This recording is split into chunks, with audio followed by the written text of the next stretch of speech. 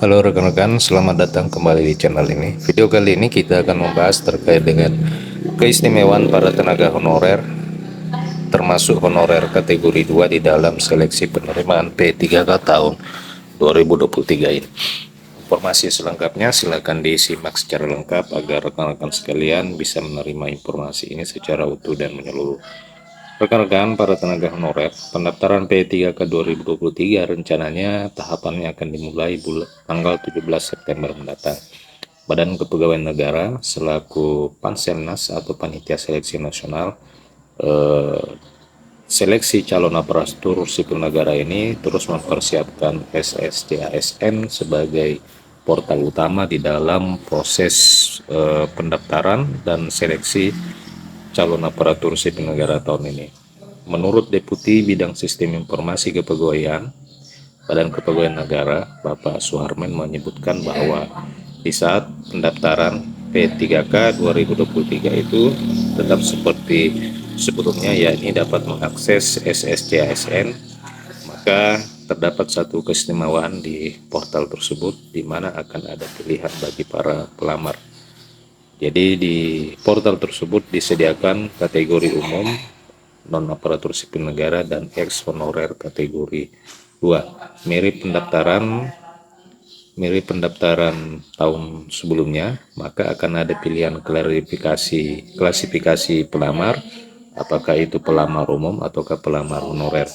Cuma tahun ini ada yang berbeda, yakni tambahan lokasi jabatan yang dilamar untuk formasi CPNS 2023 maupun P3K tahun 2023. Jika honorer kedua ada pilihan khususnya di SSCASN, lalu bagaimana dengan guru lulus passing grade tanpa formasi P3K guru 2021 yang statusnya prioritas 1, maka Deputi Suharman mengatakan bahwa terkait apakah masih ada kebijakan P1 ke depan, dia belum mengkonfirmasi dan belum tahu terkait dengan persoalan itu.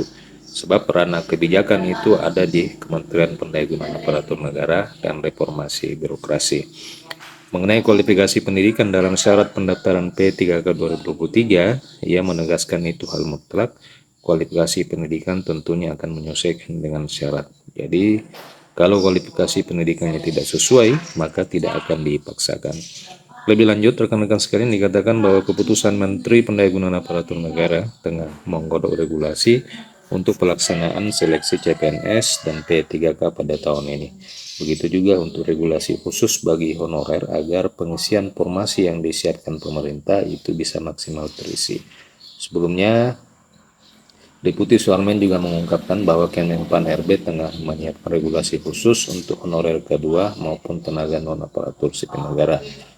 Tujuannya adalah untuk mempercepat penyelesaian persoalan tenaga honorer kategori 2 dan tenaga non-ASN, sehingga formasinya 80% akan dialokasikan tetap untuk mereka.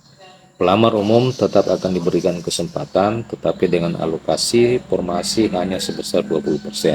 Jadi memang seleksi penerimaan P3K ini memang diprioritaskan untuk para tenaga non-aparatur sipil negara, yakni setidaknya sebanyak 80% untuk mereka.